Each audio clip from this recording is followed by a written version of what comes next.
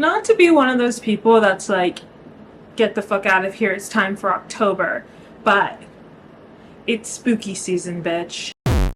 My name is Frankie W and welcome back to my life, and for today's video we're going to be talking about everything I watched this June, July, and August, or everything I watched this summer. In total, for my summer watch list, I got my handy dandy notebook out. I watched 24 episodes of TV and 18 movies. Guys, I'm really behind on my movie goal, and I really want to say I'm going to kick it into gear this quarter four, or like September, October. It's September right now, and I can tell you I haven't watched that many movies, but like, I want to say that I'm going to kick it into high gear and watch more movies, but at the same time, I had a really lofty goal that I didn't achieve, so this might be my goal for next year as well, and it'll be my goal until I do it. But let's get into it. TV. In June I watched 11 episodes, and in July I watched 13 episodes. The main things I watched in June and July, I didn't watch any TV in August. August was one of the craziest months of my life. Well, August, September, one of the craziest months of my life. I'm actually so shocked that I made it through, but I mainly watched Abbott Elementary Season 2. Guys, I've been talking about watching Abbott for a long time. I started on a plane, but basically now, because of so many new episodes coming out, the older seasons get removed from the United flights, so I'm watching season 2 right now on Hulu home, and I usually watch it while I'm doing other things. I think I'm going to watch some of it today and hopefully make it to season 3, because they're about to release, what, season 5, season 6? And I know they just shot some of it at like a Phillies game. Abbott Elementary, such a good show, such a good sitcom. I just never been like a sitcom person. I want to say probably the longest TV show I watched was Criminal Minds and Once Upon a Time. Those are probably the two longest things I've ever watched. I also watched season 2 of America's Sweethearts, Dallas Cowboys Cheerleaders. For those who don't know this about me, first of all, I'm not a Cowboys fan. I'm from New Jersey, so when people are from New Jersey, they get to kind of pick whatever football team they want to be a fan of. So you pick kind of like the tri-state area, basically. So my mom is a Pittsburgh Steelers fan. My older brother was an Eagles fan. My little brother was a Giants fan with me, and now he's a Ravens fan. My Uncle Bebe, who passed away, is a Cowboys fan. And then my dad is a Cowboys fan. And I know what you're thinking. You're from New Jersey. My whole family is from New Jersey. 4th generation Norker right here. Where the fuck did the Cowboys come from? And you know what? I couldn't tell you. You know, I would even accept them being like freaking Buffalo Bills fans, but they're like Cowboys fans. I watched the Making the Team YouTube videos that come every year for like the Raiderettes, or I can't remember the other cheer team that does it besides the Dallas Cowboys cheerleaders. But anyway, I've been a football fan for a long time, and because of that, I watched the CMT whatever reality TV show that the Dallas Cowboys cheerleaders had. I watched it. I knew those girls, and so like seeing Veronica, I'm losing names. But seeing some people who were in the CMT show in the Netflix doc was really interesting. Also, like, they can say bless her heart and with all that southern hospitality all they want. They were freaking vile in the CMT show, and they cared so much about weight.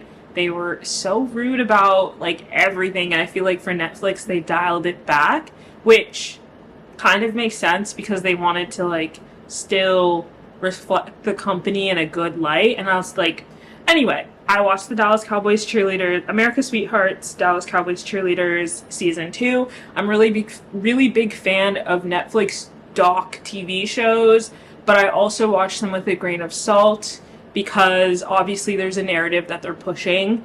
But Season 2 is really interesting to me. Love to see some of those girls that got cut in the first round come back. Also, I do kind of see them on social media, so I kind of know who's already on the team. Like, Klein has a YouTube channel. And then I would say, like, this is so niche and random, but Rydell Funk, formerly Lynch, Ross Lynch's older sister, is friends with these two blonde twins. One of them is married to their cousin. The other one is a Dallas Cowboys cheerleader. And they still haven't, like, shown her a lot on the show. I think her name is Sophie. Again, names are escaping me. I'll put a photo on the screen. But one of them, I, like, even though people will, like, say, like, that's not true, I think Rydell got some people interested in watching the Dallas Cowboys cheerleaders with just, like, promoting Sophie's on, like, her auditioning and making it in Dallas Cowboy. Also, that must be, like, so hard. Like, when you watch it and you see how these girls literally move away from home and have to, like, audition, but then also start a new job and a new life. And, like, yes, I kind of did the same thing moving from New Jersey to LA for the Page program and, like, finding an apartment, getting a job and all that.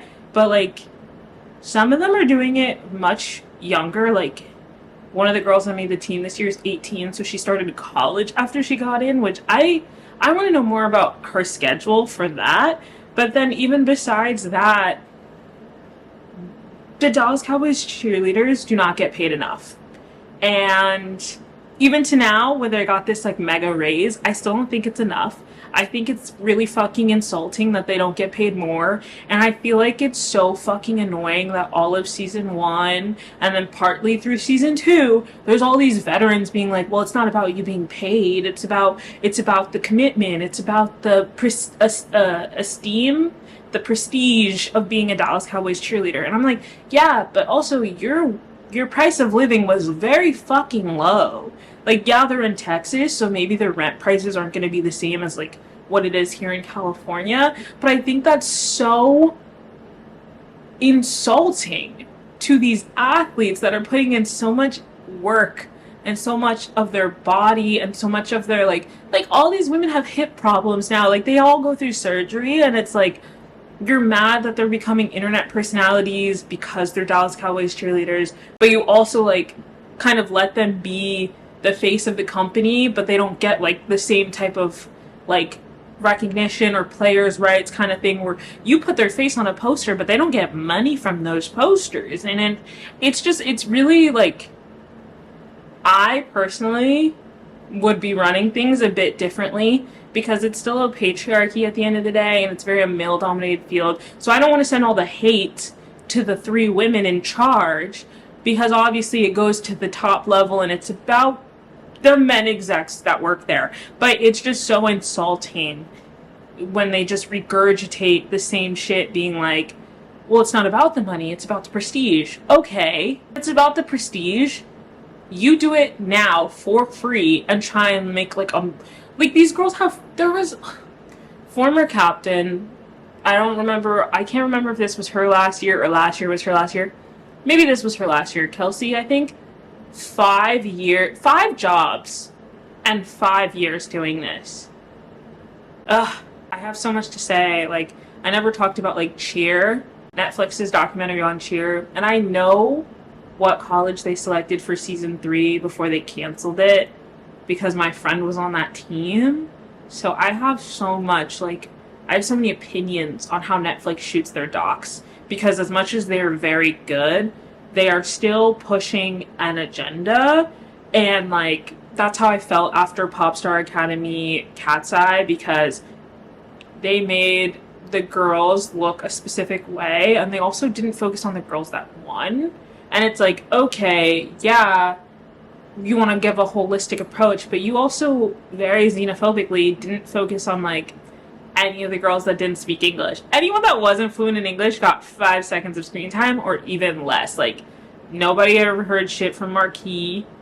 Ua and Hinari only got to speak when they left. May spoke once, and it was about being like, thank you for calling me cute. Like, oh my god. I have thoughts. I have so many thoughts, but the only reason I even brought up Popstar Academy is because Cat's Eye released, like, this hour-long interview that was so brilliant, and one of the things they talked about it, how it was, like, a blip of their training experience and how they made it seem like they came so much later than it was. But like documentaries, the whole point is for them to sell a narrative. But then it's like I've seen really bad documentaries and like anyway, the last thing, the last TV show that I want to talk about really quickly, because I guess most of this was about the Dallas Cowboys cheerleaders. Besides watching some of season 2 of Abbott and all of season 2 of America's Sweetheart, the Dallas Cowboys cheerleaders, shout out season 3 coming soon. I also watched some of Velma season 2. I don't remember if I talked about it in a video ago, 2 videos ago, but I think Velma is an insult to the Scooby-Doo world. I think Mindy Kaling could have made some raunchy adult comedy that had nothing to do with Scooby-Doo and it would have been fucking fine. The fact that it has Scooby-Doo taped onto it pisses me off. Recently I had been speaking to someone who said, it's not that big a deal. I don't think it's as bad as you say it is, blah, blah, blah. Like, and I get that I have such a love for Scooby-Doo, like Scooby-Doo, SpongeBob, the Powerpuff Girls. Like, there are certain cartoons that truly, like, made me, like Teen Titans, Avatar: The Last Airbender. So when there are things that are not good, it upsets me. Like M. Night Shyamalan's version of Avatar: The Last Airbender. But people are telling me that, like, I can't be subjective about it. So I tried to watch season 2, be subjective, and be like, oh, it's not that bad. It is one of the most mind-numbingly stupid TV shows I've ever watched in my life. And I'm going to finish it to say I've watched it all. So when people tell me, like, I can't be, like, you can't have an opinion if you haven't watched it, I watched it and I didn't like it. But I'm like halfway through season 2 and it's dragging. Okay? And that's all I'm going to talk about when it comes to TV. On to movies. So, like I said earlier, I only watched 18 movies. 4 movies in June, 8 movies in July, and 6 movies in August. And again, my movie goal was so much higher, guys. Like, and there are movies that I'm watching that obviously I can't talk about because I work in the film industry. I talked to my boss and he said I could add the no drama monkey paw shorts to my letterbox now. So I'm gonna say at the end of August I watched the 5-6 short films that were made for the Monkey Paw No Drama short film competition before they premiered in TIFF, and they're really interesting and they're really cool. And I'm not going to talk about like my opinions on any of them because I don't even know when they're gonna go wide. Like, I don't know what the production for it is, but they have an interview on the Make It Universal podcast, Seen on the Screen, that you should go check out. Ariel made Imago, Chandler made Morty, Charlie made The Pigs Underneath, Helena made Thick Skin, or Helena, sorry girl. Jared made Spilled Milk, and yeah, I watched those, and then they premiered at TIFF. I don't know what the distribution of those films looks like, but I did want to just mention that on the top, that those are 5 shorts. So I don't count shorts as full-length movies, but when I log it on Letterboxd, my number will go up. So there is that. But yeah, those 5 shorts were not included in the 18 movies. So 18 plus 5, which is like 25 minus 2, 23 movies. 23 movies or 18 movies and 5 shorts. Okay, in June I watched Ballerina, Dangerous Animals, Ponyboy, and Elio. Ballerina was the John Wick universe movie with Ana de Armas. It's in the same universe as the John Wick movies, which, fun fact, I've actually never seen. Ooh, Chris really wants me to watch them. I was only gonna watch 4 because Rina Sawayama is in it, and Chris was like, no, watch all of them, they're actually all really good. I do, however, know the premise of, like, dead dog causes man to freak out. Like, I do know that much about it, but I don't know anything else. So there were, like, really interesting, like, learning about the world from this spin-off movie with the Baba Yaga and all that stuff, but it was really good action. I don't know how I feel about some of the acting. And then Keanu Reeves had a larger role in it than I expected, so that was cool. I'm curious if they're going to make a lot more spin-off movies, or if Ana de Armas is going to have her own, like, spin-off John Wick series franchise. Don't know. But we watched that for my birthday weekend, so that's probably in my birthday weekend vlog. That'll be linked above. Next, Dangerous Animals. Oh my god, guys, I love a shark movie. Yeah, hyperfixation on shark. What girl doesn't have that? But this is like an Australian movie. I want to say that it was like Mubi, not Tubi, but a Mubi movie, and it got a theatrical release. But I don't really know too much about the other actors in it, but it's Dusty from Heartbreak High. And honestly, I didn't really find it believable that the girl he slept with once is now, like, the love of his life and he needs to find her. But I love Dusty from Heartbreak High. Heartbreak High is probably one of my favorite Netflix Australian media that I just randomly happened upon.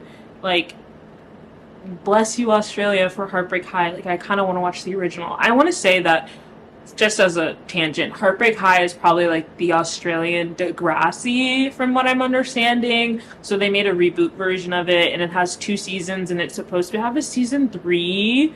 I know they filmed it. I don't know when it's coming out, and I need it. But I love them. Oh my gosh. Okay. I rated this a 3.5, which is hilarious. It's the same director of my freaking favorite movie ever. It's Sean Bryce, who made The Loved Ones, which is like one of those 2010 slashers that like no one knows about, but I love The Loved Ones. So I was gonna watch this anyway. When I found out it was him, the main character's name is Zephyr, which is interesting. And then the villain in this, what is his name? The villain in this is freaking Eric from Divergent. It's freaking Jay Courtney, who plays Eric from Divergent. Not to go into all of my hyperfixations in this video, but I read Eric fan fictions. Like, I was like, oh, I'm gonna be the YN who, like, or the Your Name. not the other YN, the Y/N, Your Name reader insert that like makes Eric change his mind about Dauntless, or makes Eric change his mind about Divergence, and we're in love and blah blah. Oh my god, teenage me was obsessed with Jake Courtney. It's a movie about sharks, but what's really interesting is instead of making the sharks the monster or the villain of the movie like they usually do, they kind of just use the sharks as a weapon / a tool for murder instead of the murderer. Like, Jay Courtney is the villain of this. So there is that, which is really cool. So yeah, Zephyr is trying not to be eaten by a shark. Strange House. So there's this new program at my job that like screens international films to us and like kind of gets our opinion on them, if we like them or not. A Strange House is probably one of the like top movies that came out last year internationally, I believe is what it is. I don't know what it's called in Japan, but it's called A Strange House. And basically it's about this YouTuber who is like a spooky storytime YouTuber who talks about different like folklore and like scary stories that are true, and basically his audience is getting bored and it's dull, and he gets convinced to like look into like this spooky story that's happening in his neighborhood or near where he lives, and then weird supernatural stuff starts happening, and then there's this really interesting like twist to a cult. And there's these bro, it's a crazy movie, and it was a little hard to understand, obviously, like not language wise. There were subtitles, I was following along. I feel like I have to watch things with subtitles at home because I'm a slow reader and I want to pause, but I do feel like I understood where the plot was going. That doesn't make the plot less confusing though. Like, I'm very confused with the plot of the movie, because it felt like two different movies happening. Like the first half is one movie and the second half is a completely different movie. And yeah, I was like, oh, okay. But I still had a good time. And the camera stopped for a second, so I'm like waiting for the lighting to fix. But anyway, A Strange House was interesting. The plot confused me, but I'm here for it, you know? I'm really curious where the sequel will go. Next movie I watched in July was Superman. Guys, there's a weekend in my life on my channel, and I bought the popcorn bucket. I'm in. And the thing is, like, Superman has always been the Blue Boy Scout. That's like what they call him. And in the DCAU, I like Superman. In Young Justice, Superman kind of sucks because he's, well, Superboy, like, he gives Superboy a name that means abomination. Like, I mean, technically in Young Justice, McGann names Superboy, but he doesn't acknowledge Superboy exists. And then in the comics sometimes, Connell means abomination. Yeah, there's just things where Superman is a really good person, but then not to his son. And like, I get it. He's your clone baby that you had without consent, but it's not the child's fault. It's your crazy ex. And I love how Nicholas Hoult portrays Lex Luthor. It's giving crazy ex. And I was like jokingly explaining, spoilers for Superman if you haven't seen it, but I've seen it twice now.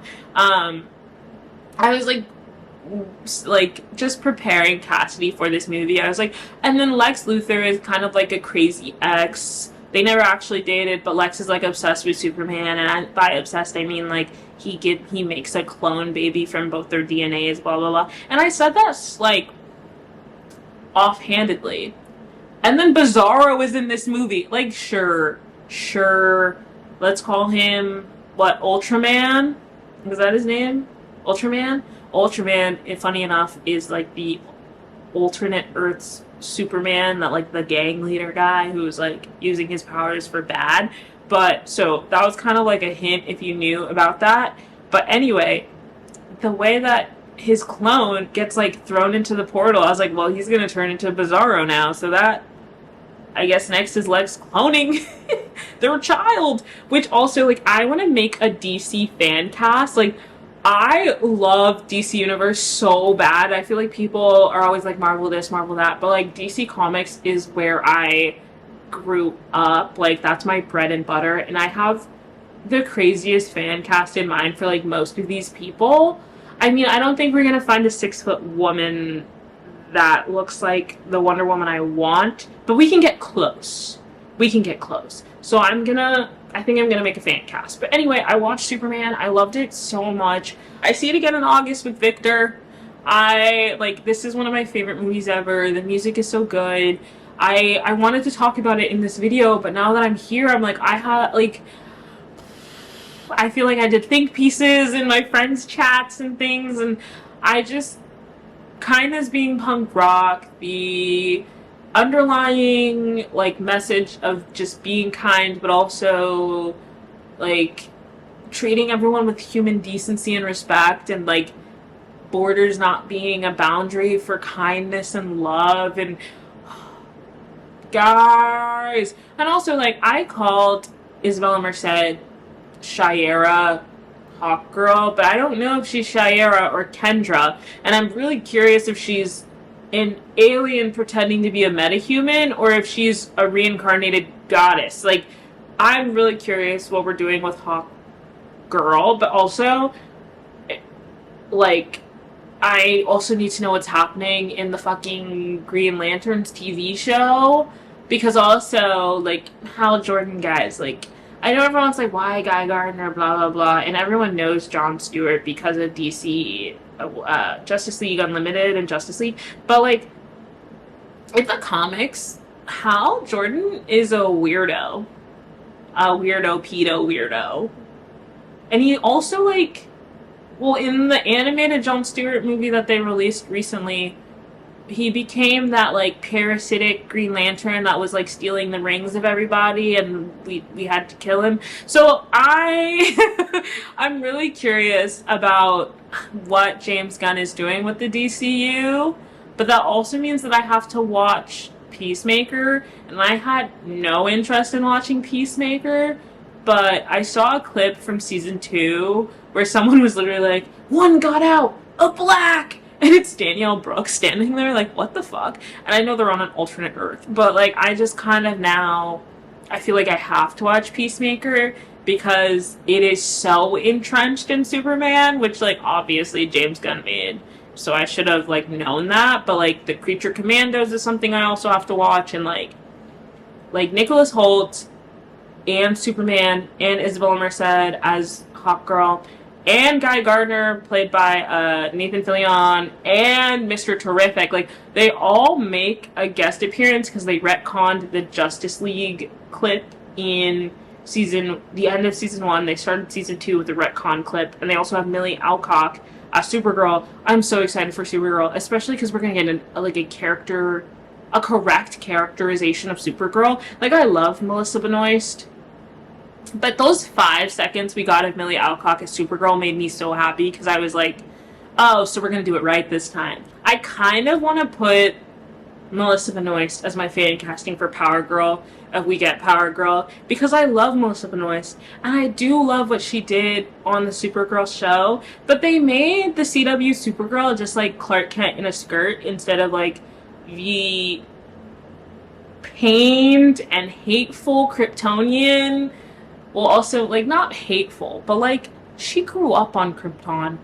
Like, Krypton, she has memories of Krypton before it exploded. And, like, the only reason she's so young is because her pod got stuck in a wormhole, but she should be older than Kal-El. Like, by the time she got here, Kal-El's an adult. So her one responsibility that she was supposed to have when coming to Earth, which was, like, watching after her cousin, she doesn't have to do. So she has no purpose. Kal-El grew up on Earth, so he doesn't even know about Krypton's history, so she can't talk about it with him. Like, her parents died. Like, I'm excited for a rageful, overpowered, annoyed Supergirl who thinks Earth is so fucking stupid because their technology is so much less than Krypton. I don't know. Anyway. As you can see, I have a lot of thoughts on Superman. I have so many more. I feel like I don't even know when I'll actually get to talk about it, like, because I loved the Superman movie so much, and there's so much I want to say, and I need to get the vinyl, and just, like, I love and it's crazy because Superman's not my favorite DC character, but he kind of became one of my favorites because of this movie.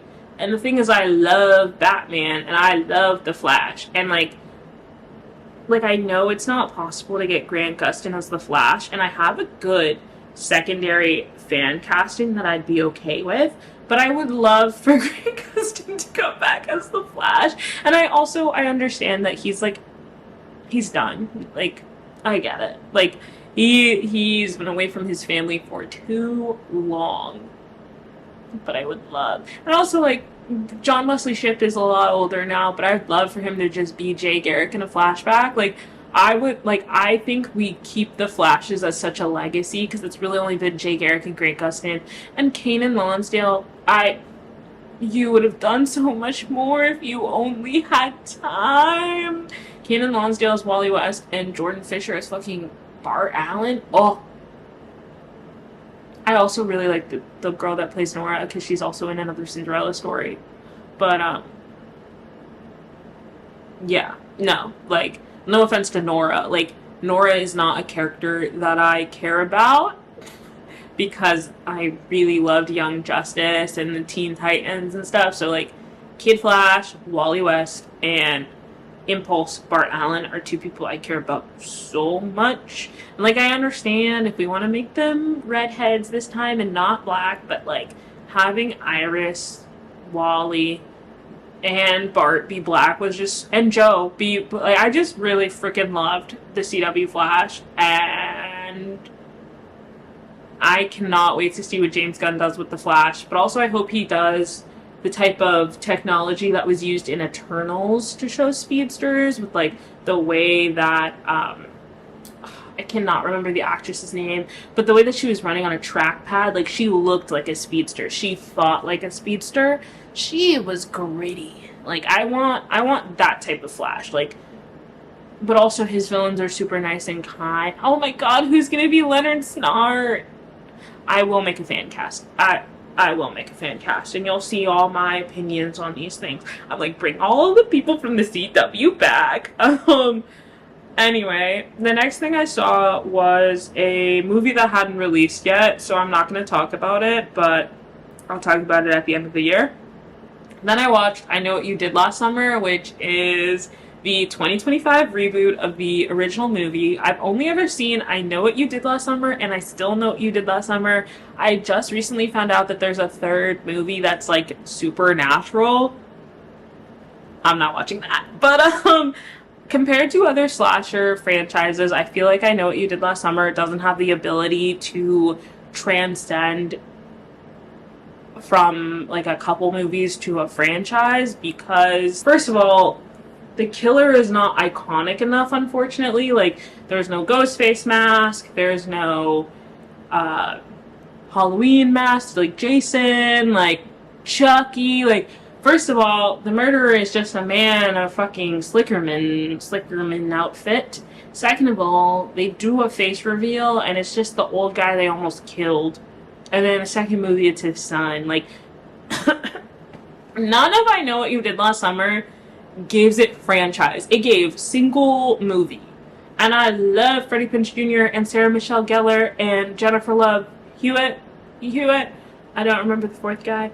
But I loved those characters, and obviously everyone was like really upset Sarah Michelle Gellar died because they wanted Helen to be a final girl, but I never got franchise from that movie. So when I saw that they were remaking it, I will say I was a little suspicious. I didn't have a lot of faith in it, but Tyreek Withers, who is going to be in him, Jonah King, who was Prince Eric in Little Mermaid. Also, no offense to him, he looks a little old in this. Like, like he doesn't fit the early 20 age they're trying to portray them as.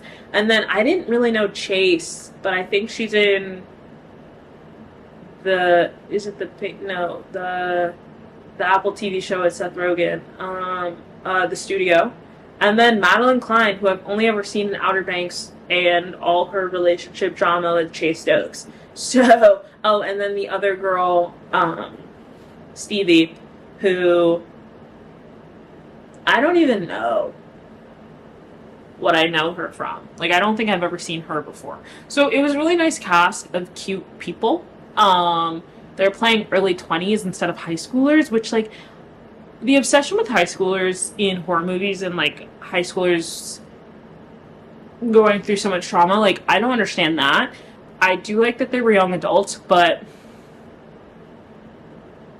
I don't know. Like, at first I couldn't tell their age, and then I was like, oh, they're coming back from college, blah, blah, blah, blah. The movie is not that good. First of all, the CGI for the crash, or like, it's not supposed to be a crash this time. So in the original movie, they run a guy off the road, or they hit a guy, and then they push him over because they're like, oh, we hit him, he's dead. And then he wakes up and he's watching these kids literally like dispose of his fucking body, which is crazy.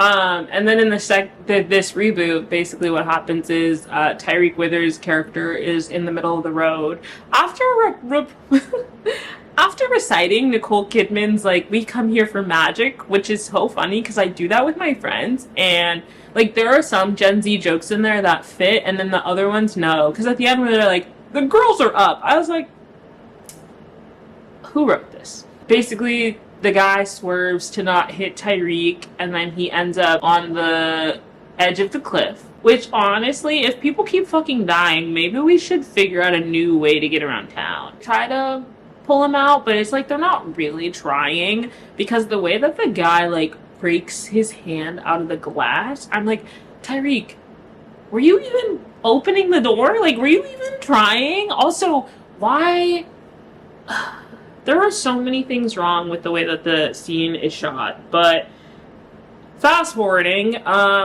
years later, Stevie is now Danica slash Madeline Klein's bestie, and Chase, who plays Ava, has been hiding away from town because she's so upset that they committed a murder and covered it up. And so they're like all estranged, and obviously the main couple, which is like Tyreek's character, Teddy, and Madeline's character, Danica, they're no longer together. So Danica is now engaged to someone else, gets a note at her engagement party. I know what you did last summer. Starts the frequency. Guys, we're getting into spoiler territory. We're getting into spoiler territory because I need to rant for a second, okay? This is your warning. 5, 4, 3, 2. What the fuck was this reveal? Now, I understand that there are, like, we want to make the characters grow and we want to show differences and whatever, but the way that Dewey and Gail are no longer together in Scream is like fucking believable. But the way that Jennifer Love Hewitt's character and Freddie Prinze Jr.'s character are not together, it's not like they just divorced. It's like a messy divorce, but not even just messy. They fucking hate each other's guts. I'm sorry. I understand that trauma has people react in different ways, but I don't think if the one person I was like, yeah, okay, maybe I don't stay with the person who like I experienced the murder of my best friends with for the rest of my life, sure. Okay, whatever. They hate each other.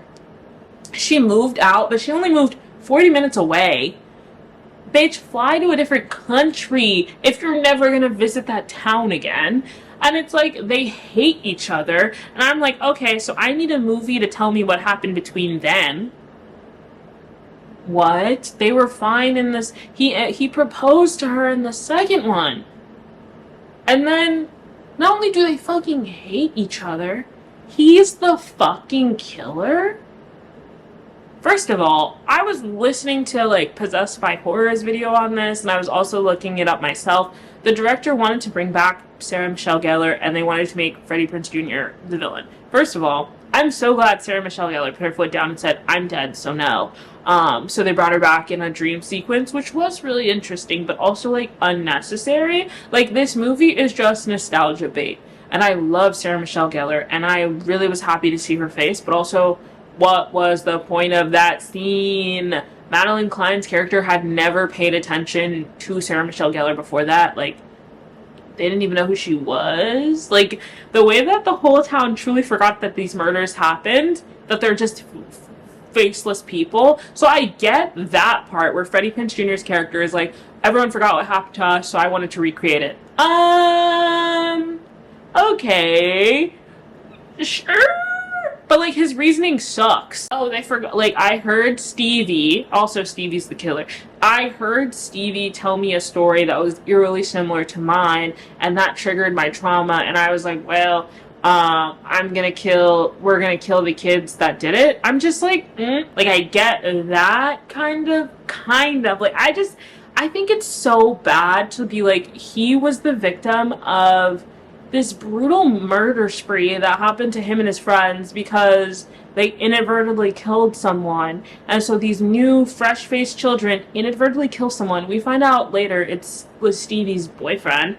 She waits a year before exacting her revenge for them all to come back to town and kill them. And I was just like, this is so convoluted, this is so stupid, this is, like, so annoying. Also, she didn't need to do a reveal. And that's where, like, obviously these movies fall apart a bit. Like, I get that. And obviously, they set it up for a sequel where Stevie's still fucking alive, but they killed Freddie Prinze Jr. So, him and Sarah Michelle Gellar are dead now. Two of the main reasons I watched the fucking movie. It should have focused on her from the beginning. Because now, the second movie, if they do another reboot movie, they have a mid-credit scene, fucking Brandy is in it, which I will watch this movie 3 more times and give it a high rating, even if I don't believe in it, just to get Brandy in the next one. But, Brandy meets up with Jennifer Love Hewitt's character, and Jennifer Love Hewitt's like, it's happening again. And all of a sudden, they're trying to kill her, and I'm like, okay, wait. Like, what did Brandy's black ass do to be part of this. Like, I understand the other kids, and I understand if, like, Freddie Prinze Jr., before he died, gave Stevie a list and was like, hey, killed my ex-wife. Whatever. But Brandy? Like, does she have a killing network? Like, I don't know, man. I don't know. Like, Stevie's still at large. I don't know. I have so many thoughts. I need to move on. And now we're gonna talk about Fantastic Four First Steps really quickly. I wasn't as excited for Fantastic Four First Steps as I was for Superman. I think Superman, of the two, if you watched both Superman and Fantastic Four First Steps, there were people who liked Fantastic Four that didn't like Superman, and the people that liked Superman didn't like Fantastic Four. But you could have liked both. I didn't dislike Fantastic Four, but I also, like, as someone who really loves the originals, and even the reboot wasn't that good, but I really liked how they did Michael B. Jordan's Human Torch. There were, like, technical things about this one that I didn't love. I really liked how they did the Silver Surfer, though. And, I just like the architecture. I feel like I was watching the movie for the vibes. Like, I was watching it for the setting. I was watching it for the set design. I was watching it for the music. I just really like the vibes. I'm really curious how they're going to be integrated into the Doomsday. Like, so curious. So fucking curious how it's gonna be with them being around more superheroes, because it's a contained story. And I feel like it's just a more well-received contained story than Eternals. Even though the Eternals say that they're not supposed to meddle with the plot, people are still mad at them for, like, what you're telling me they sat there and didn't do anything. It's like, yeah, babe, that's what they said. But, like, I preferred the self-contained story of Eternals. I feel like it was more, I don't know. Yeah. I feel like saying that I liked Eternals more than I liked Fantastic Four is going to start a riot, and I'm so sorry. I didn't dislike it, but I don't think Fantastic Four resonated with me compared to other Phase 4 or 5 movies. I don't think I just don't think, I don't even, like, I don't know.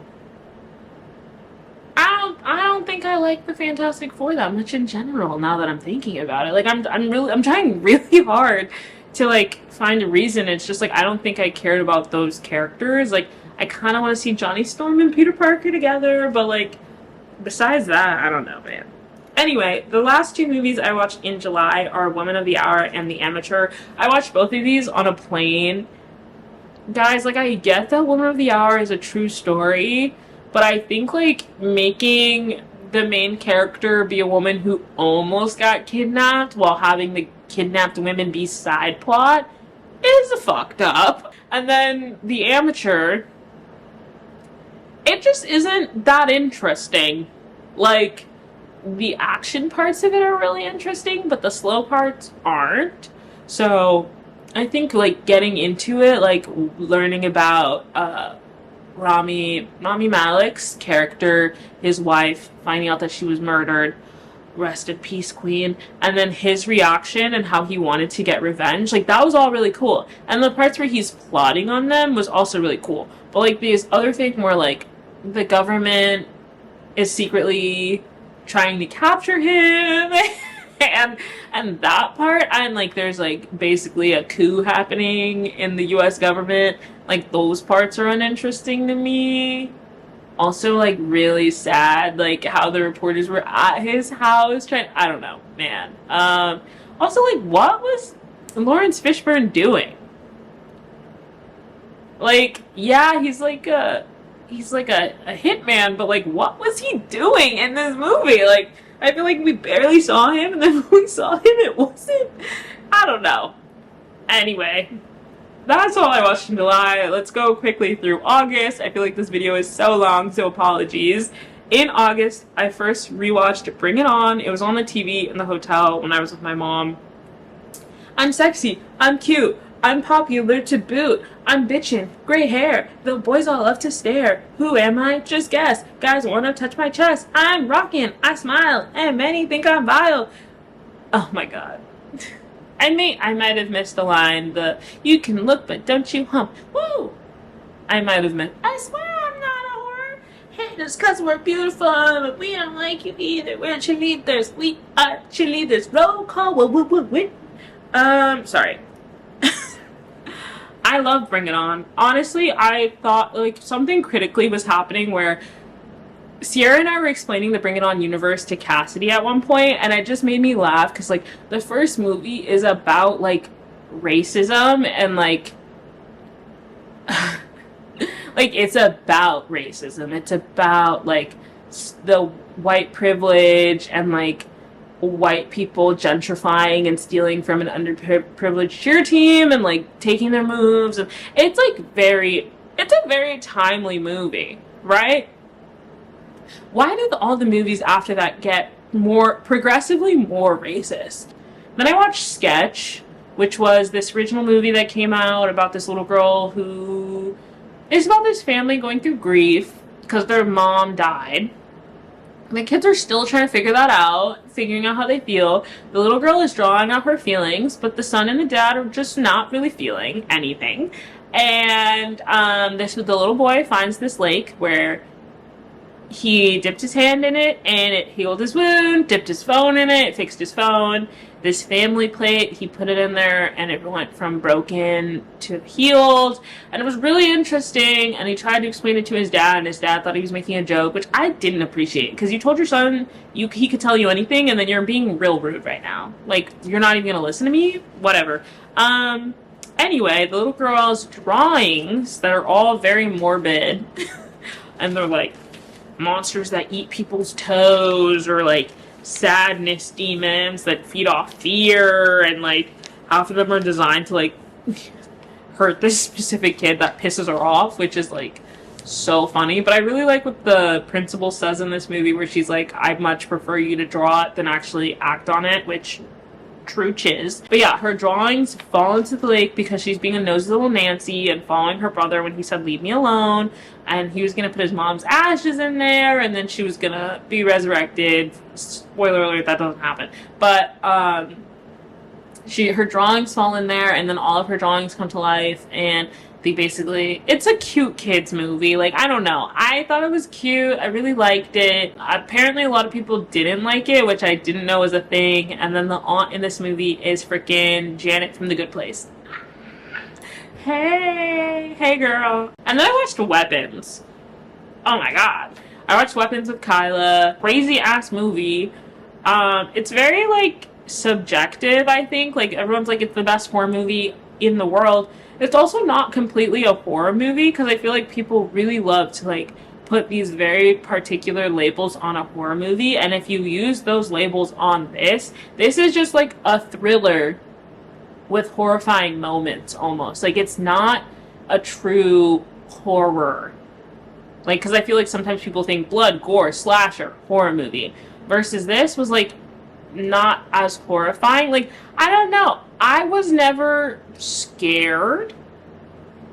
And obviously there's a lot of symbolism. Also, I feel like some of the symbolism, even with the freaking AK-47 above someone's house, they're like, what does that mean? I don't know, man. Like, I maybe like think critically for 5 seconds, but whatever. Really interesting movie.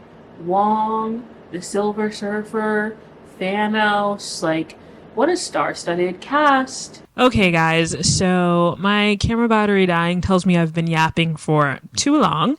I hope you guys enjoyed this video, and make sure to leave a like and maybe a comment about what you watched this summer.